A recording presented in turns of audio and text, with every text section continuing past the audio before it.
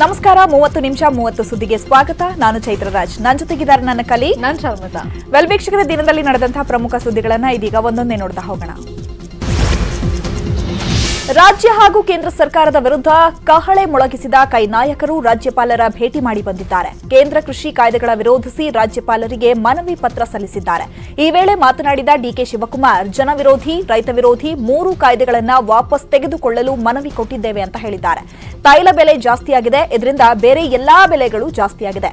Corona ಸಮಯದಲ್ಲಿ 20,000 ಕೋಟಿ ಕೊಡ್ತೀವಿ ಅಂದ್ರು, ಅದು ಇನ್ನೂ 20% ಕೂಡ ತಲುಪಿಲ್ಲ ಅಂತ ಕಿಡಿಕಾರಿದ್ದಾರೆ.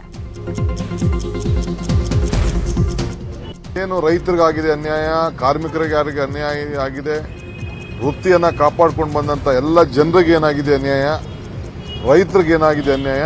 ಈ ಸರ್ಕಾರ, ಕೇಂದ್ರ ಸರ್ಕಾರ 20 ಲಕ್ಷ ಕೋಟಿ ಕೊಡ್ತೀವಿ, ರಾಜ್ಯ ಸರ್ಕಾರ 1,700 ಕೋಟಿ ಕೊಡ್ತೀವಿ ಅಂತ ಹೇಳಿದ್ರೆ ಹೊರತು ಒಂದು 10% ಜನರಿಗೂ ಕೂಡ ಇನ್ನ ತಲುಪಲಿಲ್ಲ. ಕಾಂಗ್ರೆಸ್ ನಾಯಕರ ರಾಜಭವನ ಮುತ್ತಿಗೆ ವೇಳೆ ನೂಕಾಟ, ತಳ್ಳಾಟ ನಡೆದಿದೆ. ಬೆಂಗಳೂರಿನ ಫ್ರೀಡಂ ಪಾರ್ಕ್ನಿಂದ ಕೆಆರ್ ಸರ್ಕಲ್ಗೆ ತೆರಳುವ ವೇಳೆ ನೂರಾರು ಕಾರ್ಯಕರ್ತರು ಜಮಾಯಿಸಿದ್ರು. ನುಗ್ಗಿ ಬರ್ತಾ ಇದ್ದ ಕಾರ್ಯಕರ್ತರನ್ನ ಪೊಲೀಸರು ತಡೆಯೋಕೆ ಹೋದಾಗ ದೊಡ್ಡ ವಾಗ್ವಾದವೇ ನಡೆಯಿತು. ಮಹಿಳಾ ಕಾರ್ಯಕರ್ತೆಯರನ್ನ ವಶಕ್ಕೆ ಪಡೆಯೋದಕ್ಕೆ ಮುಂದಾದಾಗ ದೊಡ್ಡ ಹೈ ಡ್ರಾಮಾ ನಡೆಯಿತು.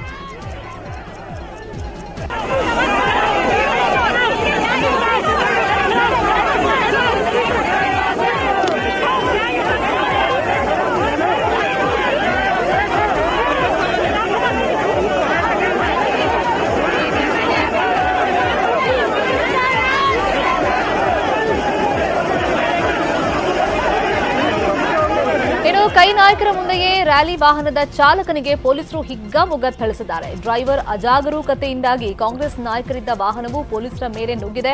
ಇದರಿಂದ ಸಿಟ್ಟಿಗೆದ್ದ ಪೊಲೀಸರು ವಾಹನ ಚಾಲಕನಿಗೆ ಲಾಠಿ ರುಚಿಯನ್ನು ತೋರಿಸಿದ್ದಾರೆ. ಕೆಲವು ಪೊಲೀಸರಿಗೆ ಸಣ್ಣ ಪುಟ್ಟ ಗಾಯಗಳಾಗಿವೆ. ರ್ಯಾಲಿ ಮುಗಿತಾ ಇದ್ದಂತೆ ಚಾಲಕನನ್ನು ಕೂಡ ಪೊಲೀಸರು ತಮ್ಮ ವಶಕ್ಕೆ ಪಡ್ಕೊಂಡಿದ್ದಾರೆ.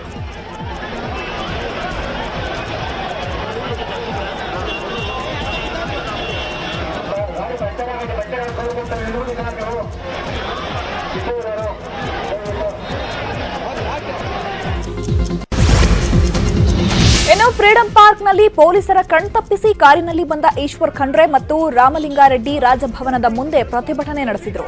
ಕೃಷಿ ಕಾಯ್ದೆ ವಿರೋಧಿಸಿ ಕೇಂದ್ರ ಸರ್ಕಾರದ ವಿರುದ್ಧ ಘೋಷಣೆ ಕೂಗಿದ್ದು, ಈಶ್ವರ್ ಖಂಡ್ರೆ ಮತ್ತು ರಾಮಲಿಂಗಾರೆಡ್ಡಿ ಸೇರಿದಂತೆ ಹಲವು ಕಾರ್ಯಕರ್ತರನ್ನ ಪೊಲೀಸರು ವಶಕ್ಕೆ ಪಡೆದುಕೊಂಡಿದ್ದಾರೆ.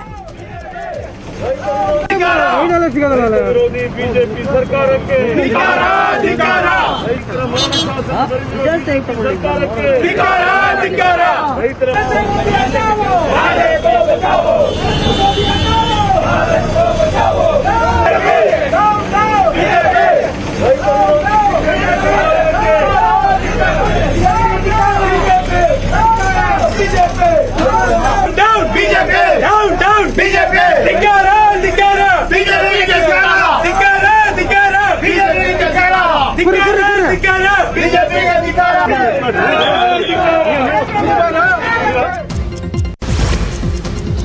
ಬೆಂಗಳೂರಲ್ಲಿ ಇವತ್ತು ಕಾಂಗ್ರೆಸ್ ಕಹಳೆ ಮೊಳಗಿದೆ. ಕೇಂದ್ರ ಸರ್ಕಾರದ ಕೃಷಿ ಮಸೂದೆ ವಿರೋಧಿಸಿ ದೆಹಲಿಯಲ್ಲಿ ರೈತರು ನಡೆಸ್ತಾ ಇರೋ ಪ್ರತಿಭಟನೆಗೆ ರಾಜ್ಯ ನಾಯಕರು ಕೂಡ ಪ್ರತಿಭಟನೆ ಮೂಲಕ ಸಾಥ್ ಕೊಟ್ಟಿದ್ದಾರೆ. ಮೆಜೆಸ್ಟಿಕ್ನಿಂದ ರಾಜಭವನ ಮುತ್ತಿಗೆ ಹೊರಟರು ಕೈ ನಾಯಕರು. ನೂರಾರು ಕಾರ್ಯಕರ್ತರು ಇದಕ್ಕೆ ಸಾಥ್ ಕೊಟ್ಟರು. ಈ ವೇಳೆ ಸಿದ್ದರಾಮಯ್ಯ ಹಾಗೂ ಕೆಪಿಸಿಸಿ ಅಧ್ಯಕ್ಷ ಡಿಕೆ ಶಿವಕುಮಾರ್ ರಾಜ್ಯ ಹಾಗೂ ಕೇಂದ್ರ ಸರ್ಕಾರದ ವಿರುದ್ಧ ಘೋಷಣೆಗಳನ್ನು ಮೊಳಗಿಸಿದರು. ಈ ವೇಳೆ ಮಾತನಾಡಿದ ಸಿದ್ದರಾಮಯ್ಯ, ಯಡಿಯೂರಪ್ಪ ಅಧಿಕಾರದಲ್ಲಿ ಮುಂದುವರಿಯಲ್ಲ, ಸಿಎಂ ಕುರ್ಚಿ ಕೂಡ ಉಳಿಯಲ್ಲ ಅಂತ ಆಕ್ರೋಶವನ್ನು ವ್ಯಕ್ತಪಡಿಸಿದ್ದಾರೆ.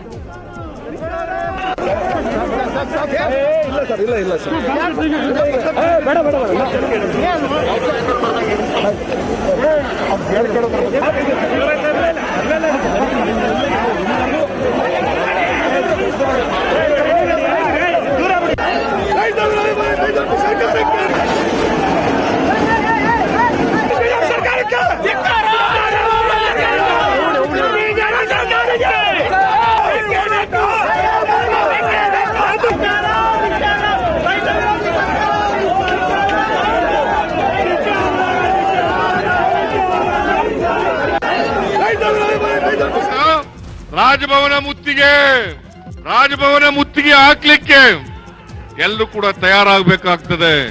ಒಂದು ವೇಳೆ ಪೊಲೀಸ್ನವರು ನಮ್ಮನ್ನ ಅರೆಸ್ಟ್ ಮಾಡಿದ್ರೆ, ಜೈಲಿಗೆ ಕಳಿಸಿದ್ರೆ ಅದಕ್ಕೂ ತಯಾರಾಗಿರ್ಬೇಕು ಅಂತಕ್ಕಂಥ ಮಾತನ್ನ ಹೇಳಲಿಕ್ಕೆ ಬಯಸ್ತೇನೆ.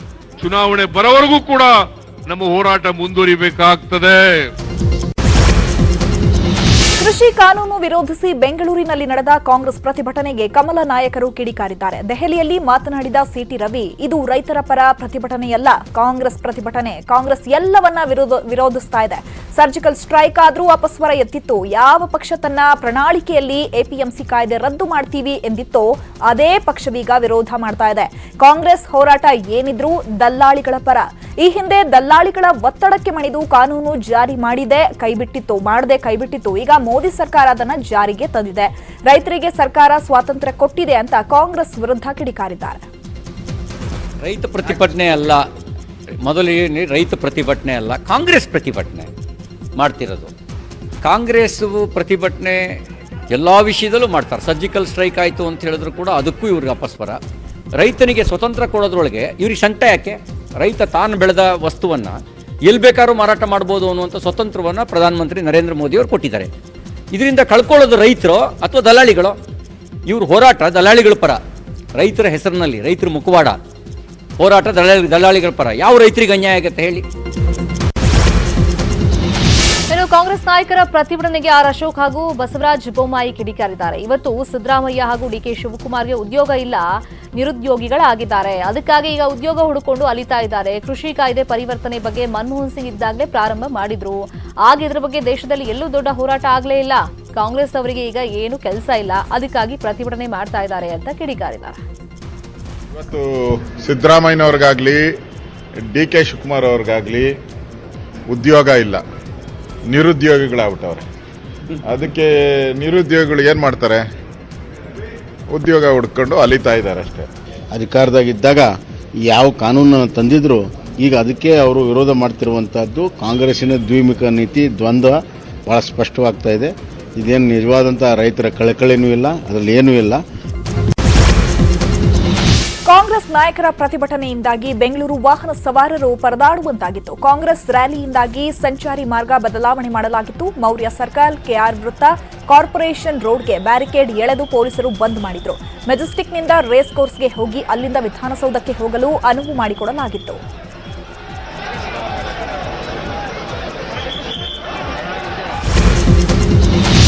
ಸಿಎಂ ಯಡಿಯೂರಪ್ಪ ವಿರುದ್ಧ ಶಾಸಕ ಬಸನಗೌಡ ಪಾಟೀಲ್ ಯತ್ನಾಳ್ ಹೋದಲ್ಲಿ ಬಂದಲ್ಲಿ ಗುಡುಕ್ತಾನೆ ಇದ್ದಾರೆ. ಸಂಪುಟ ಪುನಾರಚನೆಯಲ್ಲಿ ಕೇಂದ್ರ ನಾಯಕರ ಹಸ್ತಕ್ಷೇಪ ಇಲ್ಲ, ಪೂರ್ಣ ಸ್ವಾತಂತ್ರ್ಯ ಸಿಎಂಗೆ ಇತ್ತು, ಅವರೇ ಮಾಡಿದ್ದಾರೆ ಅಂತ ಯತ್ನಾಳ್ ಕಿಡಿಕಾರಿದ್ದಾರೆ. ಯಾವಾಗ ಏನ್ ಮಾತನಾಡಬೇಕೋ ಆಗ ನಾನು ಮಾತಾಡ್ತೀನಿ. ರೇಣುಕಾಚಾರ್ಯ ನನ್ನ ಮೇಲೆ ದೂರು ಕೊಟ್ಟಿರೋದು ನನಗೆ ಗೊತ್ತಿಲ್ಲ, ಅವ್ರು ಯಾರ ಬಗ್ಗೆ ಮಾತನಾಡ್ತಾರೋ ನನಗೆ ಗೊತ್ತಿಲ್ಲ ಅಂತ ಹೇಳಿದ್ದಾರೆ. ಮತ್ತೆ ಯಾರು ತಪ್ಪು ಯಾರು ಮಾಡ್ಯಾರ? ಪಾಪ ಅವರು ಕೇಂದ್ರದವ್ರನ್ನ ಯಾಕೆ ಹೊಣೆ ಮಾಡಬೇಕು? ಕೇಂದ್ರದವ್ರದ್ದು ಏನೋ ಹಸ್ತಕ್ಷೇಪ ಇಲ್ಲ, ಅದು ಪೂರ್ತಿ ಸ್ವಾತಂತ್ರ್ಯ ಮುಖ್ಯಮಂತ್ರಿಗಳೈತಿ, ಅವ್ರು ಮಾಡ್ಯಾರ. ಅವರು ನಮ್ಮ ಬಗ್ಗೆ ಏನು ಮಾತಾಡ್ಯಾರ?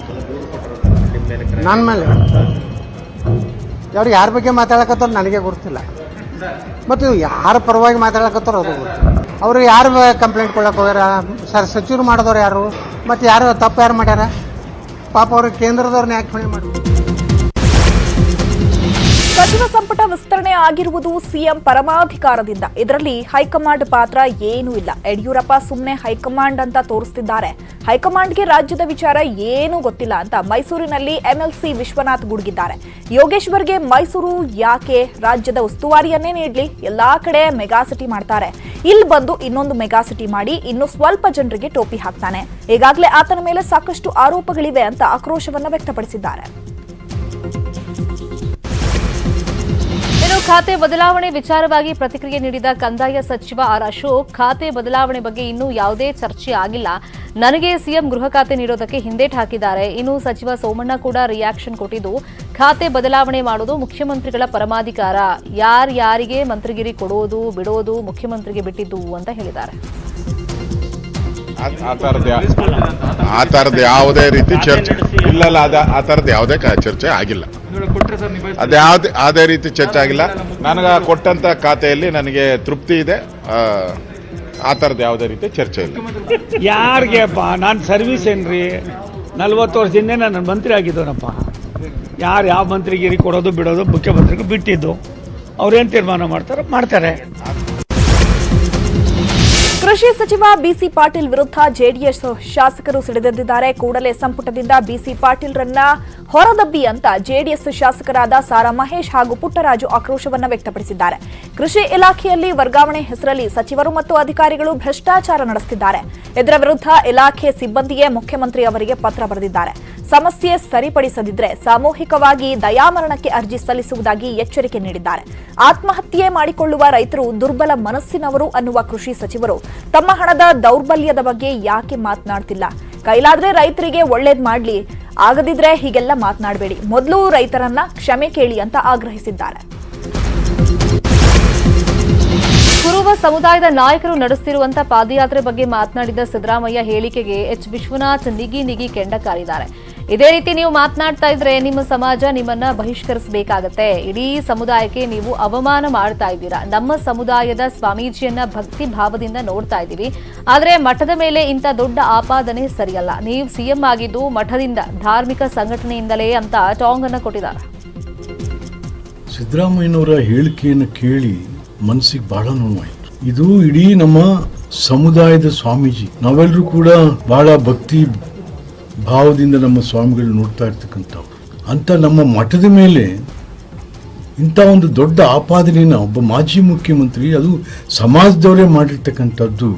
ಬಹುಶಃ ಸಿದ್ದರಾಮಯ್ಯನವರು ಮರ್ತಿದ್ದಾರೆ. ಈ ಮಠದಿಂದಾನೇ ನೀವು ಮುಖ್ಯಮಂತ್ರಿ ಆಗಿದ್ದು, ಈ ಧಾರ್ಮಿಕ ಸಂಘಟನೆಯಿಂದಲೇ ಜನ ಒಗ್ಗಟ್ಟಾಗಿದ್ದು, ಮಠದ ಬಗ್ಗೆ ನಿಮಗೆ ಯಾವ ಗೌರವನೂ ಇಲ್ಲ. ರಾಮನಗರ ಜಿಲ್ಲೆ ಬಿಟ್ಟು ನಾನು ಹೊರಗೆ ಹೋಗಲ್ಲ, ನನ್ನ ದೇಹ ಭೂಮಿಗೆ ಹೋಗೋದು ರಾಮನಗರದಲ್ಲೇ ಅಂತ ಮಾಜಿ ಸಿಎಂ ಎಚ್.ಡಿ. ಕುಮಾರಸ್ವಾಮಿ ಹೇಳಿದ್ದಾರೆ. ನಾನು ಎಂದಿಗೂ ಚನ್ನಪಟ್ಟಣ ಕ್ಷೇತ್ರ ಬಿಡಲ್ಲ. ರಾಮನಗರ, ಚನ್ನಪಟ್ಟಣ ನನ್ನ ಎರಡು ಕಣ್ಣಿದ್ದಂತೆ. ಎರಡು ಕ್ಷೇತ್ರ ಕಳ್ಕೊಂಡ್ರೆ ಕುರುಡನಾಗ್ತೀನಿ.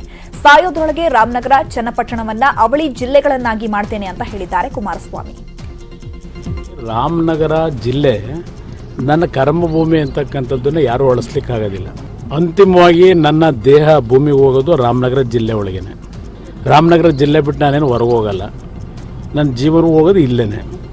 ನನ್ನ ಅಂತ್ಯಕ್ರಿಯೆ ನಡೆಯೋದು ಇಲ್ಲೇನೆ. ರಾಮನಗರ, ಚನ್ನಪಟ್ಟಣ ನನ್ನ ಎರಡು ಕಣ್ಣು. ಈ ಎರಡೂ ಕ್ಷೇತ್ರಗಳನ್ನು ನಾನು ಸಾಯೋದ್ರೊಳಗೆ ಹುಬ್ಬಳ್ಳಿ, ಧಾರವಾಡ ಹೇಗಿದೆ ಅವಳಿ ನಗರಗಳು, ಆ ರೀತಿ ಚನ್ನಪಟ್ಟಣ, ರಾಮನಗರ ಅವಳಿ ನಗರವಾಗಿ ಈ ಒಂದು ಎರಡೂ ನಗರಗಳು ಮಹಾನಗರ ಪಾಲಿಕೆಯಾಗಿ ಮುಂದಿನ ದಿನಗಳ ಅಸ್ತಿತ್ವಕ್ಕೆ ಬರಬೇಕು. ಮಂಡ್ಯದ ಮೈಶುಗರ್ ಕಾರ್ಖಾನೆಯಲ್ಲಿ ಅಭಿಷೇಕ್ ಅಂಬರೀಶ್ ನಟನೆಯ ಸಿನಿಮಾ ಚಿತ್ರೀಕರಣಕ್ಕೆ ರೈತ ಹೋರಾಟಗಾರರು ವಿರೋಧವನ್ನು ವ್ಯಕ್ತಪಡಿಸ್ತಾ ಇದ್ದಾರೆ. ಮಗನ ಮೇಲಿನ ಮೋಹದಿಂದ ಯಾವುದೇ ಅನುಮತಿ ಪಡೆಯದೆ ಕಾರ್ಖಾನೆಯಲ್ಲಿ ಚಿತ್ರೀಕರಣ ನಡೆಸ್ತಾ ಇದ್ದಾರೆ. ಕಾರ್ಖಾನೆಯಲ್ಲಿ ಚಿತ್ರೀಕರಣ ನಡೆಯೋದಕ್ಕೆ ಸಂಸದೆ ಸುಮಲತಾರ ರಾಜಕೀಯ ಪ್ರಭಾವ ನಡೆಯುತ್ತೆ. ಸರ್ಕಾರದಿಂದ ಮೈಶುಗರ್ ಕಾರ್ಖಾನೆ ಆರಂಭಿಸಲು ಇಲ್ಲವೇ ಅಂತ ಮಂಡ್ಯದ ರೈತ ಹಿತರಕ್ಷಣಾ ಸಮಿತಿ ಸದಸ್ಯರು ಆಕ್ರೋಶವನ್ನು ವ್ಯಕ್ತಪಡಿಸ್ತಾ ಇದ್ದಾರೆ.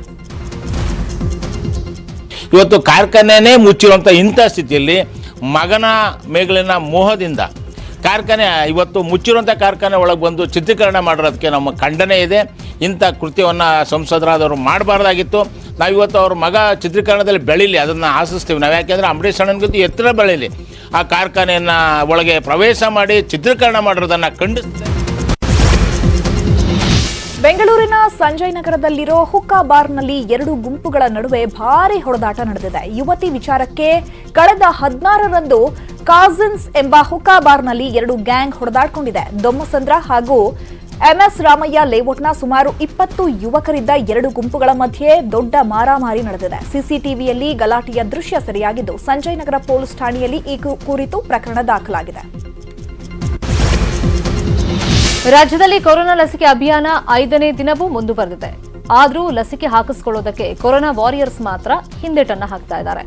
ಈವರೆಗೆ ರಾಜ್ಯದಲ್ಲಿ 47% ಮಂದಿ ಲಸಿಕೆಯನ್ನು ಹಾಕಿಸಿಕೊಂಡಿದ್ದಾರೆ. ಇನ್ನುಳಿದ 53% ವಾರಿಯರ್ಸ್ ವಿವಿಧ ಕಾರಣಗಳನ್ನು ಕೊಟ್ಟು ಇನ್ನೂ ಕೂಡ ಲಸಿಕೆಯನ್ನು ಪಡ್ಕೊಂಡಿಲ್ಲ.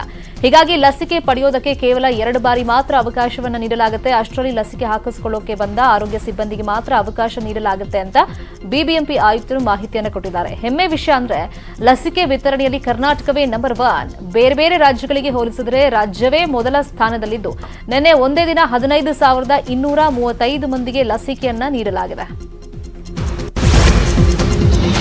1,50,000 ಸ್ವದೇಶಿ ನಿರ್ಮಿತ ಕೋವಿಶೀಲ್ಡ್ ಲಸಿಕೆಯನ್ನ ಭಾರತವು ನೆರೆ ರಾಷ್ಟ್ರ ಭೂತಾನ್ಗೆ ಉಡುಗೊರೆಯಾಗಿ ನೀಡಿದೆ.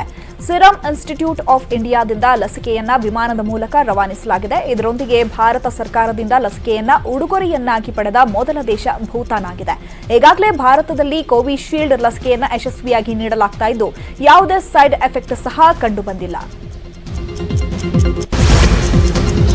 ಮಾಜಿ ಸಚಿವ ವಿನಯ್ ಕುಲಕರ್ಣಿಗೆ ಇವತ್ತು ಕೂಡ ನಿರಾಸೆಯಾಗಿದೆ. ಇಂದಾದರೂ ಜಾಮೀನು ಸಿಗುತ್ತಾ ಅಂತ ಕಣ್ಣರಳಿಸಿ ಕಾಯ್ತಾ ಇದ್ದ ವಿನಯ್ ಕುಲಕರ್ಣಿಗೆ ಮತ್ತೆ ಜೈಲೇ ಗತಿಯಾಗಿದೆ. ಇವತ್ತು ಜಾಮೀನು ಅರ್ಜಿ ವಿಚಾರಣೆ ನಡೆಸಿದಂತ ಧಾರವಾಡ ಹೈಕೋರ್ಟ್ ನಾಳೆಗೆ ಮುಂದೂಡಿದೆ.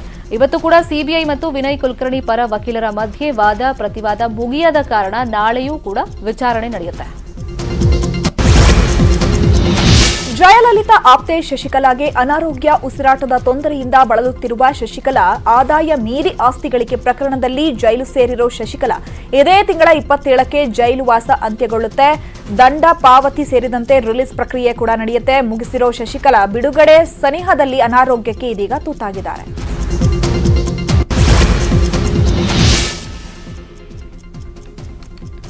ಕಲಬುರಗಿ ಪುರಸಭೆ ಅಧಿಕಾರಿ ಮೇಲೆ ಪುರಸಭೆ ಸದಸ್ಯ ಗೂಂಡಾಗಿರಿಯನ್ನ ತೋರಿಸಿದ್ದಾನೆ. ಚಿಂಚೋಳಿ ಪಟ್ಟಣದ ಪುರಸಭಾ ಕಚೇರಿಯಲ್ಲಿ ಮುಖ್ಯಾಧಿಕಾರಿ ಅಭಯ್ ಮೇಲೆ ಹಲ್ಲೆಯನ್ನ ಮಾಡಲಾಗಿದೆ. ಪುರಸಭೆ ಸದಸ್ಯ ಆನಂದ್ ಟೈಗರ್ ಅನ್ನೋನು ನಕಲಿ ಬಿಲ್ಗೆ ಸಹಿ ಮಾಡಿ ಚೆಕ್ ನೀಡುವಂತೆ ಒತ್ತಡವನ್ನ ಹಾಕ್ತಾ ಇದ್ದ. ಇದಕ್ಕೆ ಒಪ್ಪದೇ ಇದ್ದಾಗ ತನ್ನ ಬೆಂಬಲಿಗ ಶಶಿಕುಮಾರ್ ಅನ್ನೋನನ್ನ ಕರ್ಕೊಂಡು ಬಂದು ಹಲ್ಲೆಯನ್ನ ನಡೆಸಿದ್ದಾನೆ. ಪುರಸಭೆ ಸದಸ್ಯನ ಪುಂಡಾಟ ಸಿಸಿಟಿವಿಯಲ್ಲಿ ಸೆರೆಯಾಗಿದ್ದು ಆನಂದ್ ಹಾಗೂ ಸಹಚರ ಶಶಿಕುಮಾರ್ ವಿರುದ್ಧ ದೂರು ದಾಖಲಾಗಿದೆ. ಇನ್ನುಳಿದ ಪ್ರಮುಖ ಸುದ್ದಿಗಳನ್ನು ನೋಡೋಣ ಸ್ಮಾಲ್ ಬ್ರೇಕ್ ಆದ್ಮೇಲೆ. ಮಂಡ್ಯ ಸಂಸದೆ ಸುಮಲತಾಗೆ ಲಭಿಸಿದೆ. ಈ ಬಗ್ಗೆ ಮಾತನಾಡಿರುವಂತಹ ಸುಮಲತಾ, ಈ ಕೀರ್ತಿ ನನಗೆ ಬಂದಿರೋದು ತುಂಬಾ ಖುಷಿ ತಂದಿದೆ. ನನಗೆ ಈ ಬಗ್ಗೆ ಗೊತ್ತಿರಲಿಲ್ಲ. ಜಿಲ್ಲಾ ಪಂಚಾಯತ್ ಸಿಇಒ ಹೇಳಿದ್ರು. ಜಿಲ್ಲೆಯ ಅಭಿವೃದ್ಧಿಯ ದೃಷ್ಟಿಯಿಂದ ತ್ರೈಮಾಸಿಕ ದಿಶಾ ಸಭೆ ನಡೆಸಿದ್ದೆ. ನನಗೆ ಜಿಲ್ಲೆಯ ಅಭಿವೃದ್ಧಿ ಮುಖ್ಯವಾಗಿತ್ತು, ಹಾಗಾಗಿ ಈ ಸಭೆ ಮಾಡ್ತಾ ಇದ್ದೆ ಅಂತ ಹೇಳಿದ್ದಾರೆ.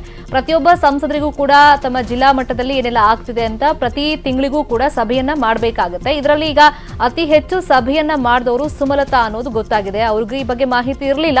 ಬಟ್ ಅಲ್ಲಿನ ಜಿಲ್ಲಾ ಪಂಚಾಯತ್ ಸಿಇಒ ಹೇಳಿದ ಮೇಲೆ ನನಗೆ ಗೊತ್ತಾಯಿತು. ನನ್ನ ದೃಷ್ಟಿ ಇದ್ದಿದ್ದು, ಗುರಿ ಇದ್ದಿದ್ದು ಒಂದೇ, ನಮ್ಮ ಜಿಲ್ಲೆ ಅಭಿವೃದ್ಧಿ ಆಗಬೇಕು ಅಂತ ಹೇಳ್ಬಿಟ್ಟು ಅದಕ್ಕೋಸ್ಕರ ನಾನು ಸಭೆಯನ್ನ ಮಾಡಿದ್ದೆ ಅಂತ ಸುಮಲತಾ ಹೇಳಿದ್ದಾರೆ. ದಿಶಾ ಸಭೆಗಳಿಂದ ಬೇಕಾದಷ್ಟು ನಮಗೆ ಅಭಿವೃದ್ಧಿ ಕೆಲಸಗಳ ಬಗ್ಗೆ ಒಂದು ಮಾಹಿತಿ ಸಿಗುತ್ತೆ. ಜೊತೆಗೆ ಆಫೀಸರ್ಸ್ನ ಸ್ವಲ್ಪ ಎಚ್ಚರಿಕೆಯಿಂದ, ಜವಾಬ್ದಾರಿಯಿಂದ ಅವ್ರು ಮಾಡೋ ಕೆಲಸಗಳನ್ನ ನಾವು ಅಬ್ಸರ್ವ್ ಮಾಡಿ ಅವ್ರನ್ನ ಇನ್ನಷ್ಟು ಎಂಕರೇಜ್ ಮಾಡುವಂಥ ಕೆಲಸವೂ ಆಗುತ್ತೆ. ಸೊ ಇದರಿಂದ ಕೇಂದ್ರ ಸರ್ಕಾರದ ಪುರಸ್ಕೃತ ಯೋಜನೆಗಳೇನೇನಿದೆ ಅದು ಜನಕ್ಕೆ ಸರಿಯಾದ ರೀತಿಯಲ್ಲಿ ತಲುಪ್ತಾ ಇದೆಯಾ ಅನ್ನೋವಂಥ ವಿಚಾರವನ್ನು ನಾವು ನೋಡ್ಕೊಳ್ಳೋ ವಿಷಯ ಅಷ್ಟೇ. ಚಿಕ್ಕಮಗಳೂರು ಜಿಲ್ಲೆಯ ಅಜ್ಜಂಪುರ ತಾಲೂಕಿನ ಮುಗುಳಿ ಗ್ರಾಮದಲ್ಲಿ ಆಕಸ್ಮಿಕ ಬೆಂಕಿ ತಗುಲಿ ದನದ ಕೊಟ್ಟಿಗೆ ಸುಟ್ಟು ಭಸ್ಮವಾಗಿದೆ. ಬೆಂಕಿಯ ಕೆನ್ನಾಲಿಕೆಗೆ ಕೊಟ್ಟಿಗೆಯಲ್ಲಿದ್ದ 3 ಹಸುಗಳು ಸಜೀವ ದಹನವಾಗಿವೆ. ಬೆಂಕಿ ಜೋರಾಗ್ತಿದ್ದಂತೆ ಕೂಡಲೇ ಸಹಾಯಕ್ಕೆ ಬಂದ ಸ್ಥಳೀಯರು 2 ಹಸುಗಳನ್ನು ರಕ್ಷಣೆ ಮಾಡಿದ್ದಾರೆ. ಈ ಘಟನೆ ನಡೆದಿರುವುದು ಚಿಕ್ಕಮಗಳೂರು ಜಿಲ್ಲೆಯ ಅಜ್ಜಂಪುರ ತಾಲೂಕಿನ ಮುಗೋಳಿ ಗ್ರಾಮದಲ್ಲಿ. ಆಕಸ್ಮಿಕವಾಗಿ ಬೆಂಕಿ ತಗುಲಿದಂತಹ ಒಂದು ಸಂದರ್ಭದಲ್ಲಿ ದನದ ಕೊಟ್ಟಿಗೆಯಲ್ಲಿ ಇದ್ದಂತಹ 3 ಹಸುಗಳು ಇದೀಗ ಸಜೀವ ದಹನವಾಗಿದೆ. ಬೆಂಕಿ ಜೋರಾಗ್ತಾ ಇದ್ದಂತೆ ಕೂಡಲೇ ಸಹಾಯಕ್ಕೆ ಬಂದಂತಹ ಸ್ಥಳೀಯರು ಬೆಂಕಿಯನ್ನು ನಂದಿಸೋದಕ್ಕೆ ಹರಸಾಹಸವನ್ನ ಪಟ್ಟಿದ್ದಾರೆ. ಹಾಗೆ 2 ಹಸುಗಳನ್ನ ರಕ್ಷಣೆ ಮಾಡುವಲ್ಲಿ ಕೂಡ ಯಶಸ್ವಿಯಾಗಿದ್ದಾರೆ. ದುರದೃಷ್ಟವಶಾತ್ ಆ ಒಂದು ಘಟನೆಯಲ್ಲಿ 3 ಹಸುಗಳು ಸಜೀವ ದಹನವಾಗಿದೆ.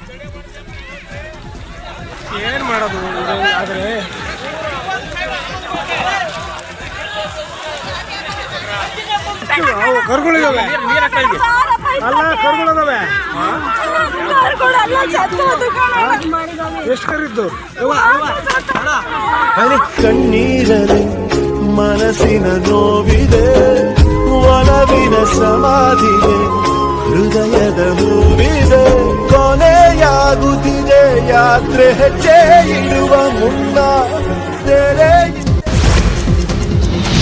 ರಾಮನಗರ ಜಿಲ್ಲೆಯ ಕೊಳ್ಳೇಗಾಲ ತಾಲೂಕಿನ ಸತ್ತೇಗಾಲ ಗ್ರಾಮದಲ್ಲಿ ಜಮೀನು ವಿಷಯಕ್ಕೆ ಮಾರಾಮಾರಿ ನಡೆದಿದೆ. 2 ಕುಟುಂಬಗಳ ನಡುವೆ ಮನಬಂದಂತೆ ಹಲ್ಲೆ ನಡೆಸಿದ್ದು ಮಚ್ಚಿನಿಂದ ಅಟ್ಯಾಕ್ ಮಾಡಲಾಗಿದೆ.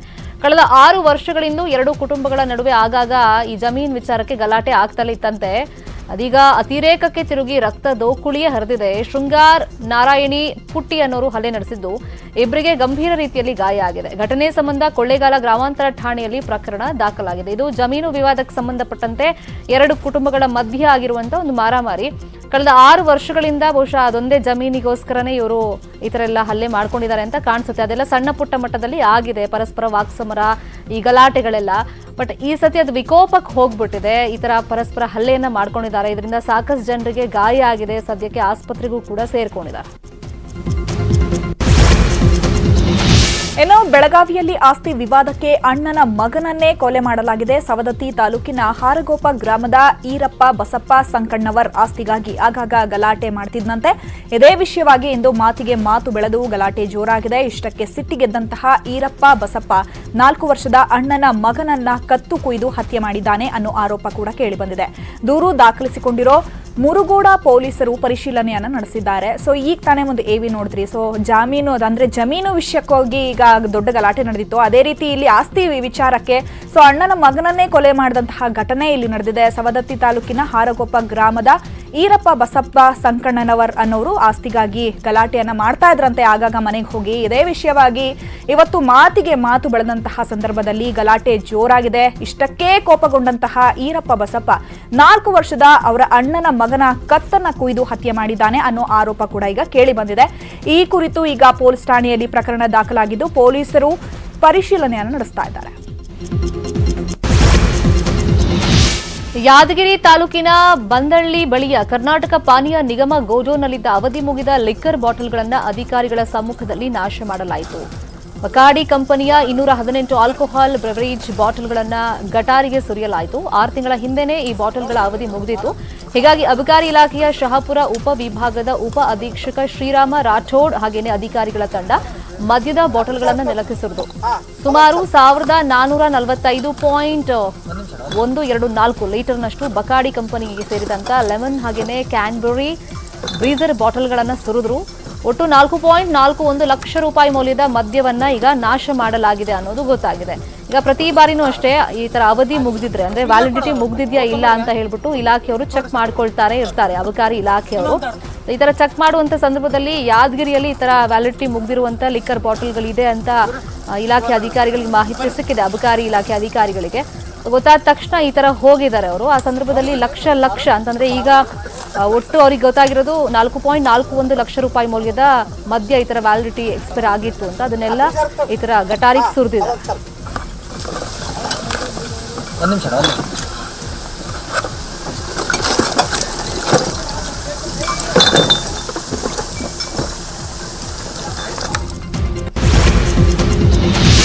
ಇವತ್ತು ನಾವು ಹಾರ್ಪಿಕ್ ಹಾಗೂ ನ್ಯೂಸ್ 18ನ ಮಿಷನ್ ಪಾನಿ ಅಭಿಯಾನದ ಪ್ರಮುಖ ಘಟ್ಟ ತಲುಪಿದ್ದೇವೆ. ಜನವರಿ 26ರಂದು ನಡೆಯಲಿರುವ ವಾಟರ್ ಥಾನ್ಗೆ ದೇಶದ ಮೂಲೆ ಮೂಲೆಗಳಿಂದ ಅಭೂತಪೂರ್ವ ಬೆಂಬಲ ವ್ಯಕ್ತವಾಗ್ತಾ ಇದೆ.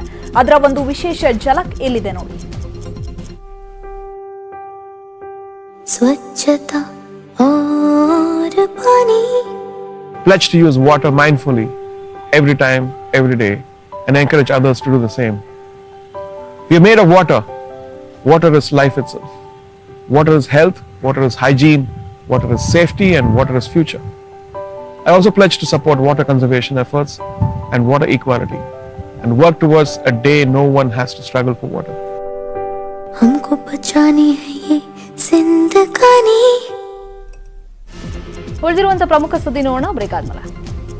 ರಾಷ್ಟ್ರ ಮಟ್ಟದಲ್ಲಿ ಗಾಂಜಾ ರವಾನೆ ಮಾಡುತ್ತಿದ್ದ ಕಿಂಗ್ ಪಿನ್ಗೆ ಪೊಲೀಸರು ಖೆಡ್ಡಾ ತೋಡಿದ್ದಾರೆ. ಎನ್ಸಿಬಿ ಹೈದರಾಬಾದ್ ಉಪವಲಯ ಅಧಿಕಾರಿಗಳು ಹಾಗೂ ರಾಚಕೊಂಡ ಪೊಲೀಸರು ಜಂಟಿ ಕಾರ್ಯಾಚರಣೆ ನಡೆಸಿ ಗಣೇಶ್ ಗವಾನೆ ಅನ್ನೋ ಕಿಂಗ್ ಪಿನ್ ಅನ್ನ ಬಂಧಿಸಿದ್ದಾರೆ. ಖಚಿತ ಮಾಹಿತಿ ಮೇರೆಗೆ ಮಾಲ್ ಸಮೇತ ಆರೋಪಿಯನ್ನ ಬಂಧಿಸಲಾಗಿದೆ. ಆಂಧ್ರ ಮತ್ತು ಒಡಿಶಾ ಗಡಿ ಭಾಗದಿಂದ ಗಾಂಜಾ ಸಾಗಾಟ ಮಾಡ್ತಾ ಇದ್ದ ಈತ ಶ್ರೀಲಂಕಾಗೂ ಸಪ್ಲೈ ಮಾಡ್ತಿದ್ದಂತೆ. ಕಳೆದ ವರ್ಷ ಗಣೇಶ್ ಗ್ಯಾಂಗ್ನನ್ನ 4 ಬಂಧಿಸಿದ ಎನ್ಸಿಬಿ ಈಗ ಕಿಂಗ್ ಪಿನ್ಗೆ ಗಾಳವನ್ನ ಹಾಕಿದೆ. ಸೊ ಈಗ ಡ್ರಗ್ ಕೇಸ್ ದಿನದಿಂದ ದಿನಕ್ಕೆ ದೊಡ್ಡ ಜಾಲವಾಗಿ ಬಯಲಾಗ್ತಾ ಇದೆ. ಅದರಲ್ಲೂ ಕೂಡ ಈಗ ಡ್ರಗ್ ಮಾರಾಟ ಮಾಡ್ತಾ ಇದ್ದಂತಹ ಕಿಂಗ್ ಪಿನ್ ಅನ್ನ ಪೊಲೀಸರು ವಶಕ್ಕೆ ಪಡ್ಕೊಂಡಿದ್ದಾರೆ.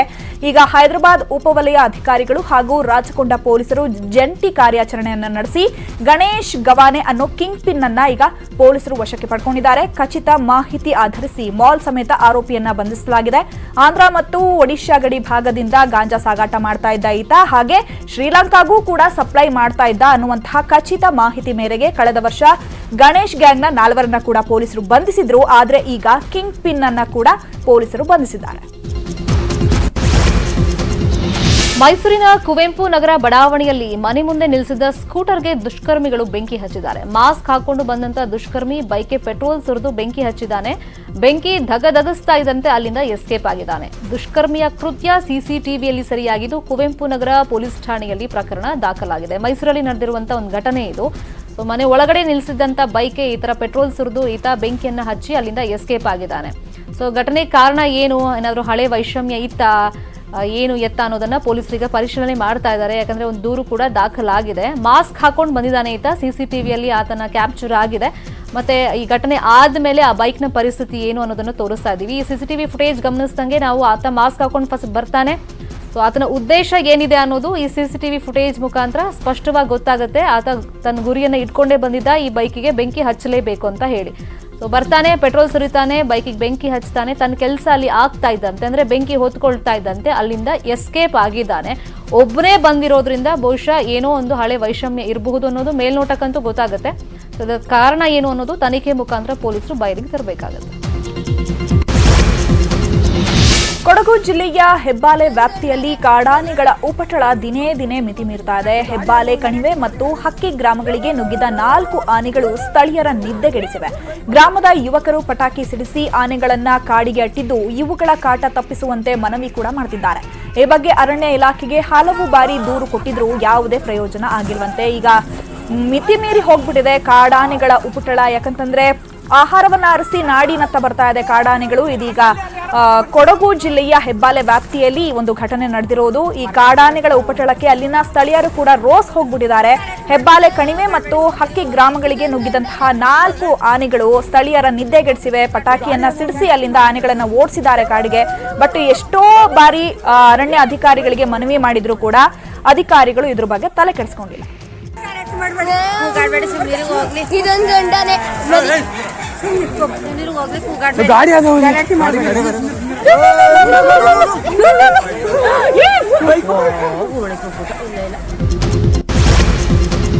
ರಾಜ್ಯದಲ್ಲೇ ಮೊದಲ ಬಾರಿಗೆ ಲಕ್ಷಾಂತರ ಜನರಿಗೆ ದಾಸೋಹ ಮಾಡುವಂತ ಸೇವೆ ಕಂಡು ಬಂದಿದ್ದು ಸಿದ್ದಗಂಗಾ ಮಠದಲ್ಲಿ. ಇದಕ್ಕೆ ಲಿಂಗೈಕ್ಯ ಶ್ರೀ ಶಿವಕುಮಾರ ಸ್ವಾಮೀಜಿ ಅವರೇ ಪ್ರಮುಖ ಕಾರಣ.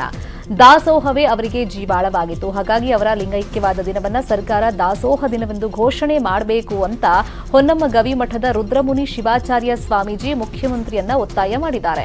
ಶಿವಗಂಗೆಯ ಹೊನ್ನಮ್ಮ ಗವಿ ಮಠದಲ್ಲಿ ಮಾತನಾಡಿದ ಅವರು, ಜನವರಿ 21ನೇ ತಾರೀಕಿಗೆ ಶಿವಕುಮಾರ ಸ್ವಾಮೀಜಿ ಲಿಂಗೈಕ್ಯವಾಗಿ 2 ವರ್ಷ ಆಗುತ್ತೆ. ಶಿವಕುಮಾರ ಸ್ವಾಮೀಜಿಯವರ ಸ್ಮರಣೆಗಾಗಿ ಜನವರಿ 21ನ್ನ ಸರ್ಕಾರ ದಾಸೋಹ ದಿನವನ್ನಾಗಿ ಆಚರಿಸಬೇಕು ಅಂತ ಒತ್ತಾಯ ಮಾಡಿದ್ದಾರೆ. ಈಗಾಗಲೇ ಹೋದ ವರ್ಷವೂ ಸಹಿತ ನಾವು ಸರ್ಕಾರಕ್ಕೆ ನಾವು ಆಗ್ರಹಿಸಿದ್ವು, ಪೂಜ್ಯರ ಲಿಂಗೈಕ್ಯ ದಿನವನ್ನು ದಾಸೋಹ ದಿನವನ್ನಾಗಿ ಮಾಡಬೇಕು ಅಂತ ಹೇಳಿ. ಈ ವರ್ಷವೂ ಸಹಿತ ಮಾನ್ಯ ಮುಖ್ಯಮಂತ್ರಿಗಳಾದ BS ಯಡಿಯೂರಪ್ಪನವರಿಗೆ ಶ್ರೀಮಠದಿಂದ ಪತ್ರವನ್ನು ಈಗಾಗಲೇ ಬರೆಯಲಾಗಿದೆ. ಅಂತೂ ಇಂತೂ ಅಮೆರಿಕದ ನೂತನ ಅಧ್ಯಕ್ಷರ ಪ್ರಮಾಣ ವಚನ ಸ್ವೀಕಾರಕ್ಕೆ ಕ್ಷಣಗಣನೆ ಶುರುವಾಗಿದೆ. 46ನೇ ಅಧ್ಯಕ್ಷರಾಗಿ ಇಂದು ಜೋ ಬೈಡನ್ ಪ್ರಮಾಣ ವಚನ ಸ್ವೀಕರಿಸಿದ್ದಾರೆ. 78 ವರ್ಷದ ಬೈಡನ್ ಅಮೆರಿಕದ ಅತ್ಯಂತ ಹಿರಿಯ ವಯಸ್ಸಿನ ಅಧ್ಯಕ್ಷರಾಗಿದ್ದಾರೆ. ಜೊತೆಗೆ ಉಪಾಧ್ಯಕ್ಷೆಯಾಗಿ ಭಾರತ ಮೂಲದ ಕಮಲಾ ಹ್ಯಾರಿಸ್ ಕೂಡ ಅಧಿಕಾರಕ್ಕೇರಿದ್ದಾರೆ. ಬಿಗಿ ಬಂದೋಬಸ್ತ್ ನಡುವೆ ಪ್ರಮಾಣ ವಚನ ಸ್ವೀಕಾರ ಕಾರ್ಯಕ್ರಮ ನಡೆಯಲಿದ್ದು ಭಾರತೀಯ ಕಾಲಮಾನ ಪ್ರಕಾರ ರಾತ್ರಿ 10:30ಕ್ಕೆ ಕಾರ್ಯಕ್ರಮ ನಡೆಯಲಿದೆ. ನೂತನ ಅಧ್ಯಕ್ಷರ ಪ್ರಮಾಣ ವಚನ ಕಾರ್ಯಕ್ರಮಕ್ಕೆ ಮಾಜಿ ಅಧ್ಯಕ್ಷರಾದ ಬರಾಕ್ ಒಬಾಮಾ, ಬಿಲ್ ಕ್ಲಿಂಟನ್ ಸೇರಿದಂತೆ ಮತ್ತಿತರರು ಭಾಗಿಯಾಗಲಿದ್ದಾರೆ.